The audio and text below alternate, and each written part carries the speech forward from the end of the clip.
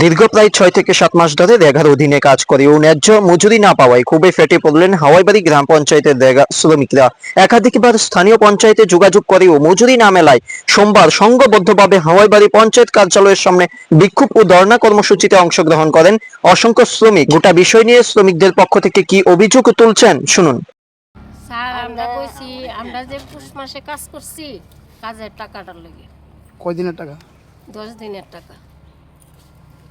আমরা তো মার্কেটে বিশ্বাস করে না, তারপরে ইও দেয় না, বাকি দেয় না, করে কার কাজের কাজ করলে কোনো বাকি নেই।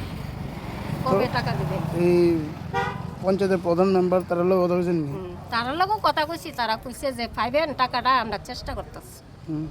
কি কারণে এতদিন হয়েছে না পাইছেন না? কি কারণে কি ভুল টুল হয়েছে কইলো। খবর পেয়ে তড়িৎ ঘটনাস্থলে পৌঁছান তেলিয়ামুড়া আরডি ব্লকের সমষ্টি উন্নয়ন আধিকারিক বিপ্লব আচার্য। তিনি রেগা শ্রমিকদের সঙ্গে কথা বলেন এবং পরিস্থিতি সম্পর্কে বিস্তারিত খোঁজ খবর নেন। এই বিষয় নিয়ে তিনি কি জানাচ্ছেন শুনবো। অ্যাকচুয়ালি দেখেন, আমরা তো প্রত্যেক যখন রেকার বেনিফিশিয়ারিরা যখন কাজ করে তখন আমরা এফটিও জেনারেট করি, কিন্তু ওনারা কাজ করেছিলেন আজকের থেকে 5-6 মাস আগে, তো আমরা যথারীতি এফটিও জেনারেট করেছি। বাট দেখা গেছে যে কিছু একটা সংখ্যক শ্রমিক, যেমন 243 জন আমাদের কাছে রিপোর্ট হয়েছে, ওনারা আজকে পর্যন্ত টাকা পাননি। তো হাওয়েভার আমরা একটা করেসপন্ডেন্স করেছি আমাদের এখান থেকে 23/5/2025 to the district programme coordinator, district magistrate and কালেক্টরের কাছে। তো আমরা হোপফুলি আমরা কিছুদিনের মধ্যে হয়তো টাকাটা রেগুলারাইজ করতে পারবো।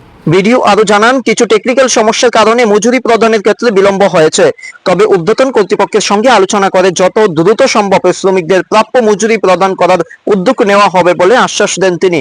কি জানাচ্ছে আরো শুনুন। টোটাল আমাদের 243 জন বেনিফিশিয়ারি আছে, যার মধ্যে 4,71,138 টাকা পেন্ডিং আছে এই পঞ্চায়েতে হাওয়াইবাড়িতে।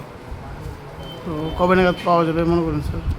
আমরা দেখছি, হ্যাঁ, আমি প্রতিনিয়তই ডিএম অফিসের সাথে আমি যোগাযোগ করছি, ওনারাও স্টেটের সাথে যোগাযোগ করছি। এরপরে যে কাজ যে ইডি টাকা পাবেন, হ্যাঁ, এগুলো সব হয়ে গেছে। মধ্যেখানে কিছু সংখ্যক শ্রমিক মধ্যেখানে কিছু একটা টাকা পায়নি, তো হাওয়েভার আমরা দেখছি। ধর্নায় অংশগ্রহণকারী শ্রমিকদের অভিযোগ, মাসের পর মাস পেরিয়ে গেলেও কোনো অর্থ হাতে পাননি তারা, যার ফলে সংসার চালাতে চরম সমস্যার সম্মুখীন হচ্ছে। তারা তো এখন যে বইছি, তারা আশা দিতেছে যে পামু, পাইতাম না এমন করছে। আমরা তো 4 টাকাটা পাইলে ভালো।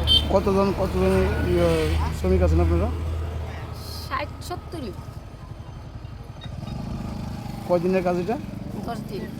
অন্যদিকে আন্দোলনরত একাংশ দাবি করছেন যে কেউ বা কারা ইচ্ছাকৃতভাবে ভুল তথ্য ছড়িয়ে শ্রমিকদের মধ্যে বিভ্রান্তি তৈরি করছে এবং বলছে মজুরি আদৌ দেওয়া হবে না। বিষয়টি ঘিরে রাজনৈতিক উদ্দেশ্য প্রণোদিত চক্র সক্রিয় রয়েছে, এমন অভিযোগও উঠছে সাধারণ শ্রমিকদের তরফে। মাসের থেকে আমরা কাজ করছি, এই পর্যন্ত আজ 8 মাস হয়েছে না, আমরা তো টাকাটা পাইতেছি না। এবারটা তারা জিগাইলে কয় এটি আর পাওয়া যেত না, মনে কে কয় এটি নাম করলে তো স্যার অন্য না, এটা কি পঞ্চায়েতের মেম্বার তারা কইছে না? পঞ্চায়েতের মেম্বার তারা কইছেন। কেটা কইছে কথা? মানে আমরা থেকে অন্য মানুষরা কইছে ওইটা হয়তো না। তারা লোক যোগাযোগ করছেন কি কইছে? আমরা তো স্যার আমরা আইতাছি যাইতাছি, এরা কই ঢুকছে না, টাকা ঢুকছে না, তাই আমরা কিটা করব? আমরা কিটা করব? হ্যাঁ, আমরা গরিব মানুষ। সার্বিকভাবে দিনের শেষ পর্যন্ত বিডিওর সরাসরি আশ্বাসে কিছুটা হলেও আশাবাদী রেগা শ্রমিকরা, তবে তারা প্রশ্ন করে জানিয়ে দেন যতক্ষণ না হাতে টাকা না আসে ততক্ষণ তাদের এই আন্দোলন ও দাবি চলবে। এই ঘটনার পর নতুন করে প্রশ্ন উঠছে, কেন মাসের পর মাস মজুরি আটকে থাকে, আর কেনই বা এত বিলম্বের সঠিক কার্যকর সমাধান আজও নেই প্রশাসনের হাতে। অল টাইম খবর 24।